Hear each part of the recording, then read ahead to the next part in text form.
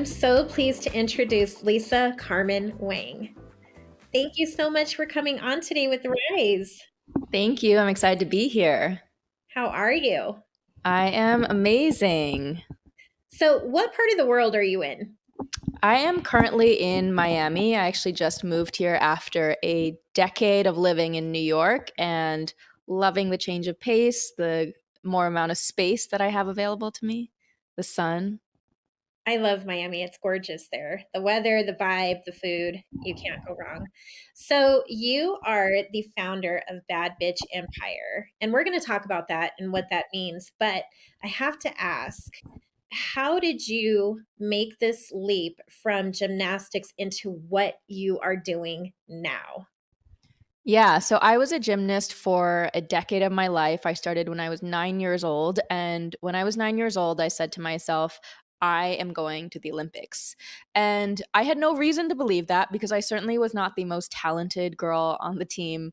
But I just had a vision for myself. And starting from 9 years old to have that decade long dream and say, I don't know how, I don't know what's going to be in my path, but that's what I want, really has set the standard in terms of my ability to have discipline, to focus, and to not be afraid to dream big. And one of the most valuable skills I learned from gymnastics was the ability to fall and get back up again. And there's nothing quite like the pain and shame and humiliation when you fall on your face in front of hundreds of thousands of people and have to somehow find the strength within you to put a smile on your face, get back up, and keep going. And that exact skill is the same skill that I've used in entrepreneurship as an investor because it doesn't matter, what happens. There's always the lows, and we often hear we see the highlight reel, but what we don't really know or realize is that what defines you is how you get up from the lows, how you face those difficult moments. And so I was a gymnast for 10 years. I retired when I was 19 years old. I ended up going to, I was alternate for the 2008 Olympic Games, but I was also four-time USA national champion. I was a Pan American Games champion, which was the Olympics of North and South America. And after I retired from the sport, I said, I've dedicated a whole decade of my life to performing physically. Now I want to find that intellectual passion, that greater mission. And it was really, really hard to find. One thing they don't talk about as athletes, especially if you've been an intensive athlete, is the depression that ensues when you have had your identity tied to one thing. Like I was a gymnast. Now that I don't have gymnastics, who am I? And so that was a really hard struggle for me as I was trying to find my next passion, that next fire. And I didn't find it in college. I tried 7 different majors. I ended up doing literature because I just love to read. And I started my first job out of college in Wall Street. So I was at a hedge fund in New York. And I realized really quickly that I was not meant to work for mediocre men. Mm. And more so than that was I was meant to make a great impact. And I could not possibly make that impact if I was just a cog in the wheel, at a big fund where there were a lot of big fishes. And so I wanted the creative freedom to create my own vision. And even though I didn't know what that was yet. So I took the leap into entrepreneurship, even though everyone told me I was crazy to give up such a good job. And I had to follow my heart to do it, even though I didn't know how to incorporate a company. I didn't even know what idea I wanted to pursue. I just said, as long as I keep moving, I trust that I will pick myself back up again, no matter how many times I fall. So again, it goes back to that trust in myself. And I ended up starting my first startup, which was a late night munchies delivery company. I call it I call it my starter startup. And I think every entrepreneur should have a starter startup where you make all your mistakes, realize what you don't love to do, and then you find the thing that you Yeah. love. And I found that in empowering women and in finding my community of women. And I started my previous company, She Works, which was a community of over 20,000 female entrepreneurs before the Me Too movement had started, and there was no real conversation about the funding gap. And that company grew and was ultimately acquired in 2019 by a billion-dollar fintech company. And fast forward to where I am today, I became an investor, an angel investor in female-led startups, only to realize that still only 2% of funding goes to women. But one of the big problems is that if you want more women funded, you need more women check writers. So I created the Bad Bitch Empire to help train more women to invest, to think about money and wealth in a very different, unapologetic way, because I think money is just energy. And again, a lot of women have fear around losing money, not being able to get back up again. And it all ties back to that gymnastic strength of whether it's money, whether it's failure, whether it's rejection, that unapologetic self-worth and belief in yourself is the thing that allows you to face any sort of challenge, create any sort of dream for yourself, and just bet on yourself no matter what. Wow. I don't I like you just said so many different things all at one time. So I'm going to try and backtrack. So first of all, congratulations to you on all the many accomplishments. But the very first thing that you spoke of is people see the highlights, but they don't see the behind the scenes of all the different things that you went through to get to that next level in your life. And then you decided to change completely what you were doing, enter into a male dominated field on Wall Street, because I know it is still to this day very male dominated. And here you are now as this bad bitch. I mean, that's right. I mean, is that politically correct to say? You're very young. We discussed that pre-show.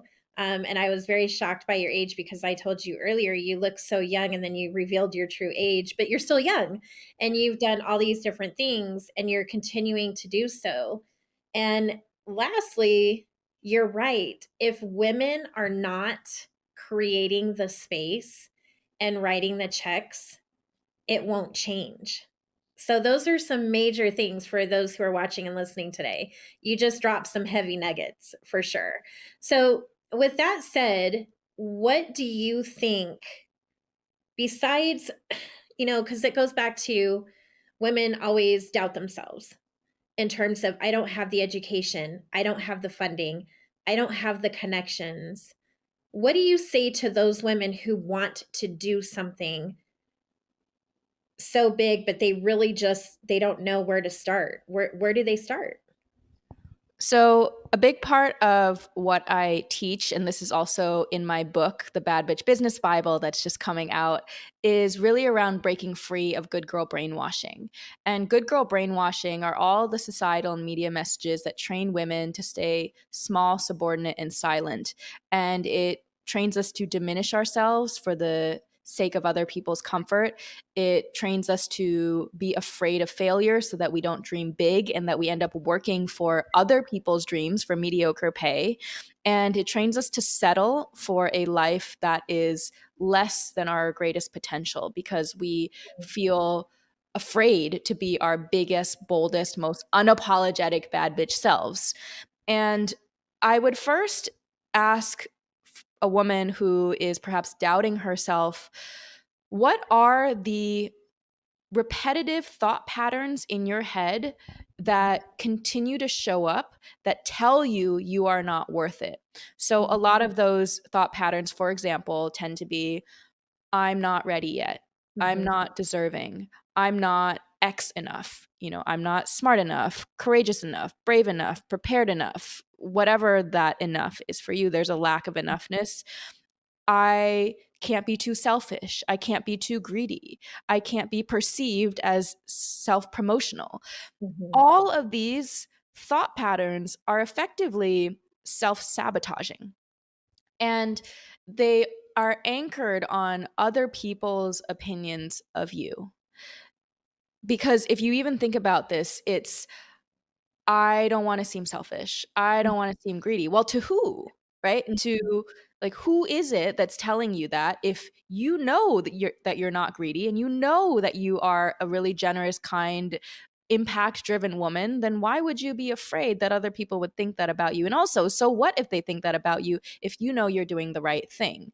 And so I talk about something called the enoughness moment. And the enoughness moment is the moment at which you realize that the impact that you could make is greater than your own insecurities. Mhm. And in fact, your insecurities are the most selfish thing, because if you are allowing your insecurities and your self doubt to drive you and prevent you from actually going out there and following your dreams, you are actually robbing the world of your gifts and your potential.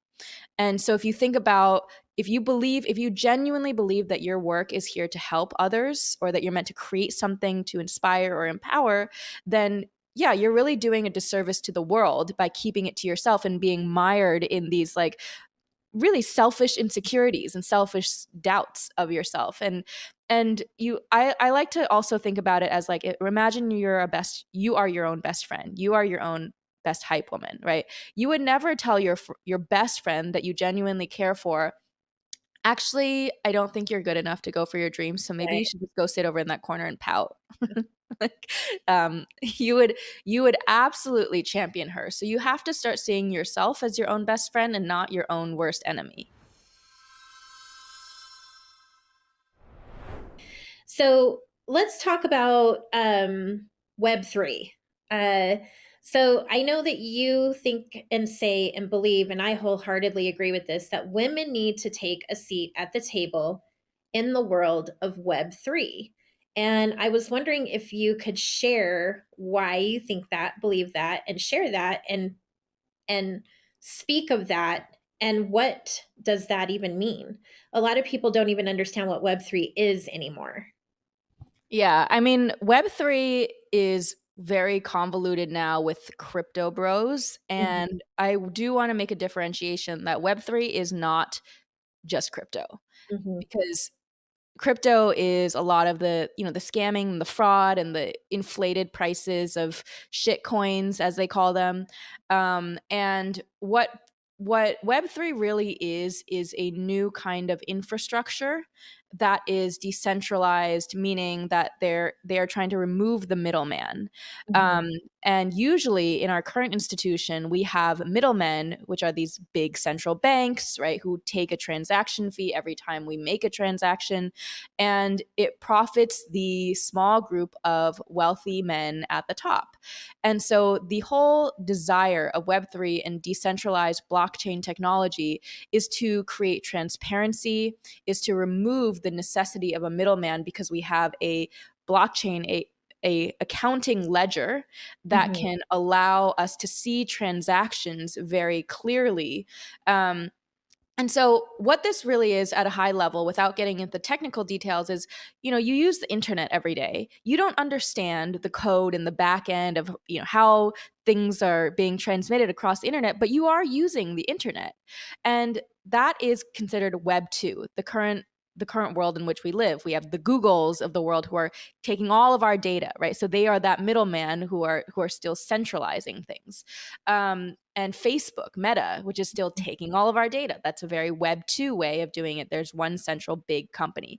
And when we move into Web 3, we will not know that we are using Web3, but the underlying technology will be decentralized. And so there's a lot of really incredible founders, investors who are now in this space that are actually looking at the infrastructure part of it and building companies on that. For example, one of the companies that the Bad Bitch Empire Fund invests in is we are investing in a female founder who is building a video game company to democratize education via gaming on the blockchain.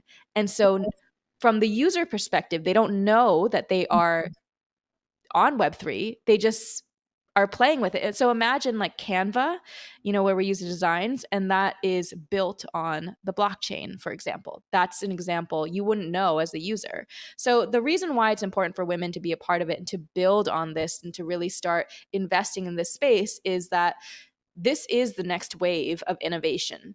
just Mhm. like AI has been a part of the next wave of innovation. Back then, when you think of the investors who invested in Google, and people were like, what is this thing? Mhm. They didn't understand tech, right? But now those people who are investors are multimillionaires, if not billionaires. Where would you tell someone who just has, like, 0 knowledge of how it works, when we're talking to women who are really looking to dive into something completely new as Web3, what would you tell that person? Where would they start? Like, how did you even get involved? I should say that's really more my curiosity is what even brought you to that specific field now? Yeah. So when you think about Web3, a lot of people at the very basic level, they just say, oh, well, get a Coinbase account and invest in Bitcoin. Mhm. Now, that doesn't excite me. I am not here to trade different coins and look at my computer screen. And I think a lot of women are not interested in like short term trading, right? Because we have big dreams, we have impact we want to make in the world, we have tangible things that we actually want to do. So, the best way if you are interested in investing, because being an investor is the easiest way to have skin in the game and start learning. The best way to do that is actually why we set up the Bad Bitch Empire Fund and why we have the Bad Bitch Investor Bootcamp is you can apply on Bad Bitch Empire, and we have this fund that is investing in Web3 based companies like the one I just told you before. And so as a member of the community, you'll have access to talking to the CEO, right? Mhm. She'll be sharing her vision of it. She'll be sharing how she's building the company, why she's building the company, why did she use Web3? And it brings it very tangibly in that way versus just being like, okay, go read a white paper or something. Right. If you're not technical, you're not technical. And, I think some people say, oh, you can learn anything. Yeah, we can learn anything, but we also have limited amounts of time. So, where do you want to put your money? Where do you want to put your time? And as I think if you are a woman who wants to build wealth for yourself, that the best way is to learn by listening to other women who are already doing it and then figure out if you want to be a entrepreneur, if you want to be an investor, or you just want to be a supporter and choose one of those Mhm. roles. Well, thank you. So, my next question is what does it take to be a bad bitch? Well, I love this question. Well, I define a bad bitch as a woman who unapologetically takes charge of her body, her boundaries, and her bank account. And a bad bitch is a woman who knows what she wants and gets what she wants every single time. And it's also the type of woman who knows her worth. And I I think about it like this, where we had this whole generation that was like, lean in, work harder, get a seat at the table. And I think that a bad bitch doesn't lean in, she leans the F back. Because if Mhm. you don't see my value, I am not staying around trying to fight for you to see my value. I'm going to walk away because I always have options. And I Mhm. think optionality is power. And the more you believe in your worth, the more you realize there is never only one option. There is never only one opportunity. There is never only one man. There's never only, one company that you can work at. Mhm. The You are your most valuable asset. And that realization for me has been the most life-changing shift in perspective because again, good girl brainwashing trains us to feel like we Mhm. owe people something or that we're not good enough and we have to prove our worth and value to people. And I did that for the majority of my life. And even with gymnastics, if you think about that, that was the fundamental training ground where I learned that other people dictated my value. It was Mhm. literally a perfect 10, and you had to wear the perfect leotard, the perfect smile, the perfect makeup, the perfect toe point to hope that other people would give you a score that would dictate your value. So I had a lot of deep conditioning that I had to break free of and deprogram from. And we all women have that to an extent if you are living in this world society today. And it's it is like loving yourself and knowing your worth is in and of itself a rebellion. Mhm. And when you know your worth, it is inevitable that you will have people who call you names. They're going to call you a bitch. They're going to call you selfish. They're going to call you cold. They're going to call you aggressive. All these things. And I found that the when you know who you are, those comments just Don't matter. bounce right off. And Yeah. it's like whatever someone says to you is just a reflection of themselves. And the more and more you start to recognize that, the less you get triggered by internet trolls and comments, things that people will say to you. And I have gotten, even with my brand, Bad Bitch Empire, which is that I entered into the space of investing, and I come from Wall Street, right? All of these very institutional, male dominated places. And I did get a lot of like negative comments from guys saying, like, oh, with a name like that, none of these VCs are ever going to take you seriously. And, like your brand is evil because it says bad in it and has bitch. And I'm like, okay, guys, whatever. Yeah. um, like if you don't get it, you don't get it. But yeah, it takes a lot of courage to go against the grain and to stand in your worth as a woman. But that's what a bad bitch does, because when you embrace your power, you give other women the permission to do the same. So, do you feel currently in 2023 that women overall are still considered unrepresented? Like, there still needs to be this shift in entrepreneurship and just women even owning their power. Do you still see that in your day to day where women are just truly not understanding their own capabilities? Yeah, I mean, so there's a couple things that are happening from a macro perspective. On the positive note, women do control 85% of all consumer spending. We are seeing over 40% of US households where women are the primary breadwinner.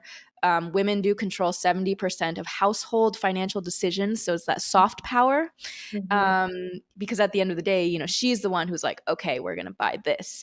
And we are seeing a lot more women becoming entrepreneurs. So women are actually becoming entrepreneurs at 5 times the national average, as more and more of us are leaving these traditional systems that are not working for us and saying, you know what, I'm just going to do it myself. Mhm. But of course, the biggest issue is still that only 2% of all funding goes to women and 0.2% to women of color. So just because we are building companies, we are not receiving the money that allows us to grow and scale at the rate that male owned companies do. And I think that a lot of conversation ends up being about the issue.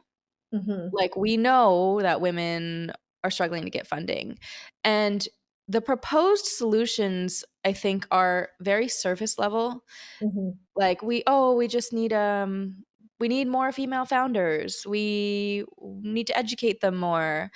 And I think fundamentally everything comes down to your own perception of yourself. And I don't think women recognize how powerful we are individually or as a collective. And there is still residual brainwashing from, I would say, the previous generation of women, which grew up very competitive, right? Very zero sum. There's only room for one woman at the table. I think luckily with Gen Z and millennial, there's a lot more of this shift where it's just like, it's just not cool, guys. It's just Yeah. not cool if you're competitive. Yeah. Um, and I think a lot less ego about that, even though we tend to be a lot more like out there influencing all these things. But I think it is a constant work in progress every single day to remember your own power and assert that unapologetically, because everything in this world works to diminish your power as a woman. Every single piece of content and media, and walking out on the street, walking into corporate buildings, men on the street, like it's very, very tough. And so, um, one thing that I think is really powerful for women to tap into, that I tapped into a while back, uh, is the emotion of anger. Mm, mhm. Yeah. And there's there there's that the reason that quote exists, hell hath no fury like a woman scorned. Mhm. And when you think about, just like, imagine those Greek goddess, Mhm. stories where the woman gets so effing pissed, and then like the whole Yeah. storm, it's like flooded, like, Mother Nature gets so angry that she literally can demolish a Yeah. whole civilization. And it's the reason why it's Mother Nature. And when a woman is truly angry, like, get out of Unleashed. her way, right? We When she's unleash. unleashed. Yes, And so we do.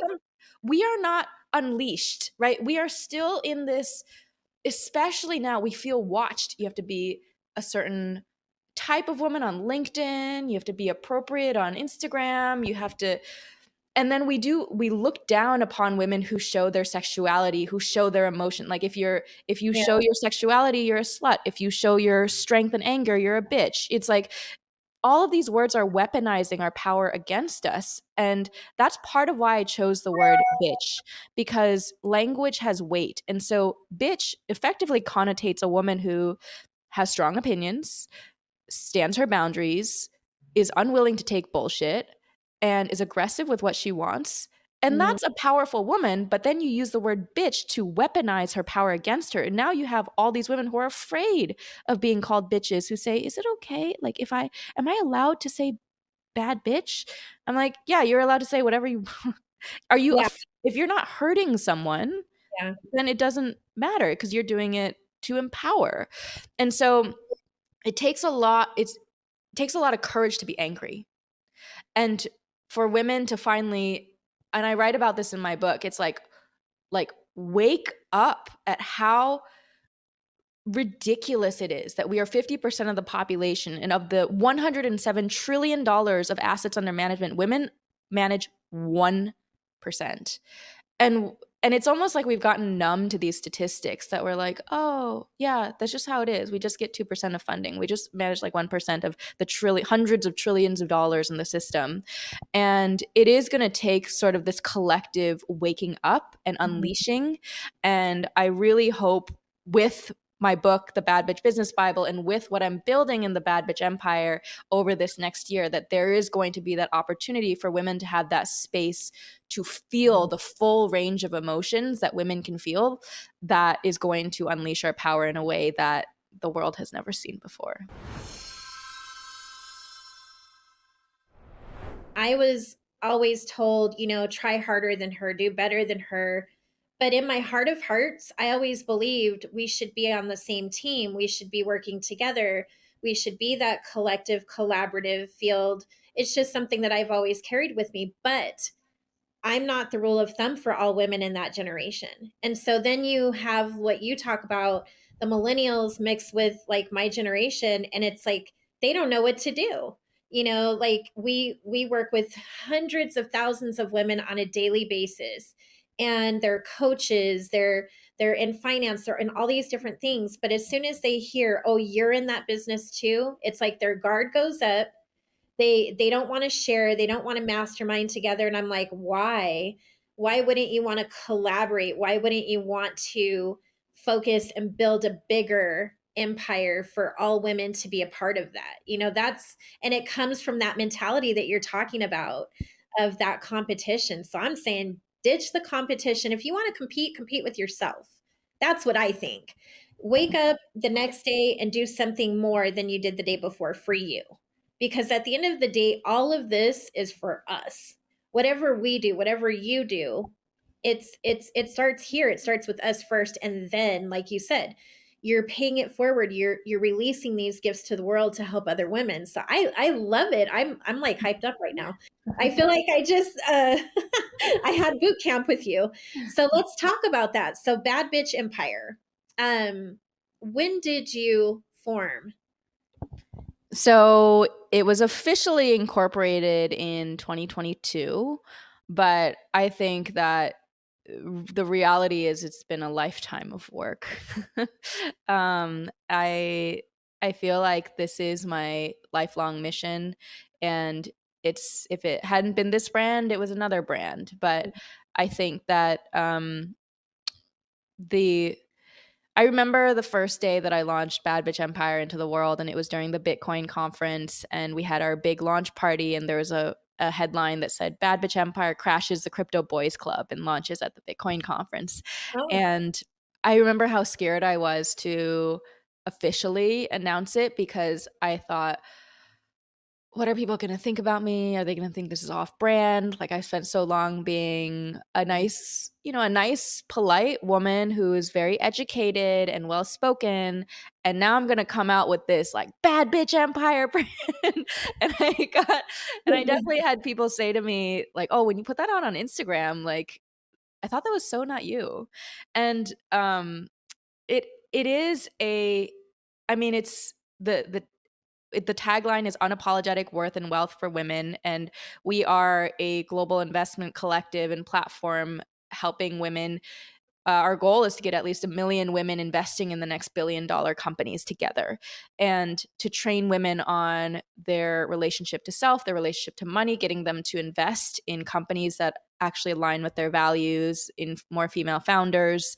And so um, it is it's been a wild ride to date, but it's one thing I can say is that the women who are attracted to the bad bitch empire um, come in because they're searching for that bad bitch within Yeah. themselves to unleash it. It's, of course, it's about money and investing and power and respect and all these things, but it's that intangible thing of, man, I just want to feel Mhm. free and powerful. And I don't know how to do that. And there's no instruction manuals on how to do that. So to date, I've really focused more on the investing side. But what you can look forward to in this next year is I'm building out, especially as the book is released, to bring in a lot more content that Mhm. is around the unleashing of your inner bad bitch, because that's the part where I think is really going to create this awakening in the world. So, when can we expect this book to drop? Well, you can go to badbitchempire.com and get the Bad Bitch Business Bible on pre order right now. So that's your first step for joining the empire. It's the 10 commandments to breaking free of good girl brainwashing and taking charge of your body, boundaries, and bank account. And so it really is a invaluable resource where I share really all of my good girl mistakes throughout my career, and looking back what I would have done as a bad bitch.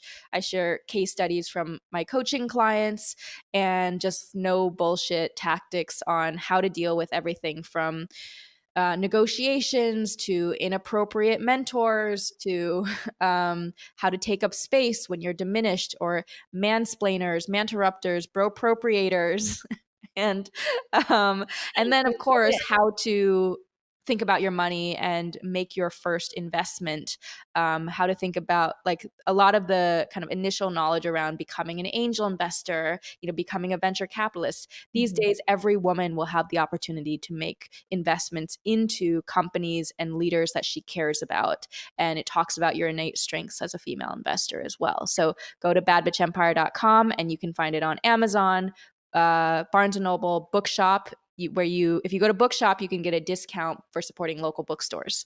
So yeah, really excited Awesome. to go Well, go ahead and congrats. order that, and then you'll first step into the Bad Bitch Empire, and then it officially drops. You'll receive it in September.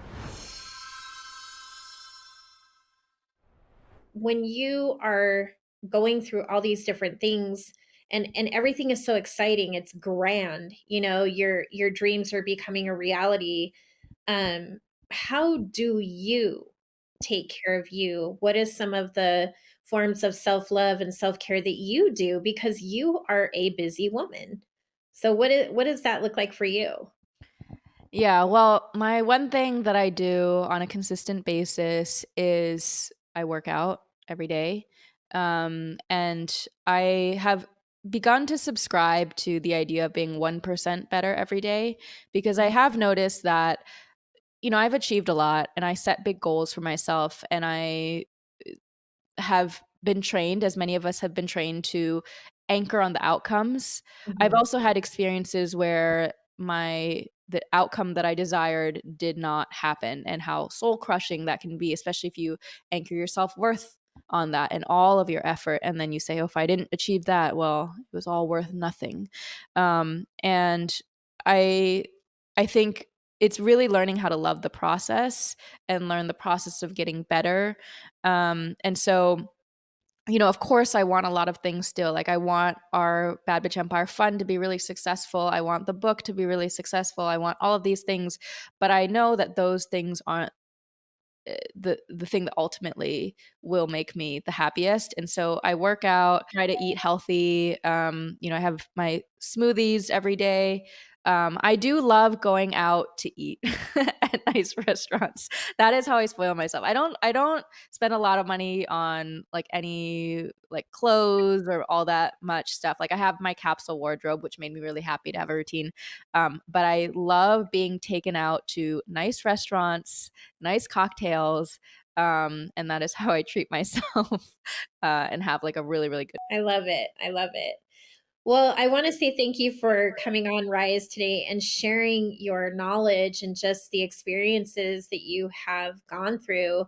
It's such an incredible journey, and you have so much more ahead of you. I mean, you're so young, and the sky is not the limit for you or any other one. The limit is what we put on ourselves. So I feel like what an incredible example you are to women. And I'm very excited to get my hands on the book, and we will definitely share it and support your dreams. And congratulations to you, and thank you for being on the Rise today. Thank Everyone, this you. is Lisa Carmen Wang from Bad Bitch Empire, and she is just that, a bad bitch. So Thank you. congratulations. Thank you.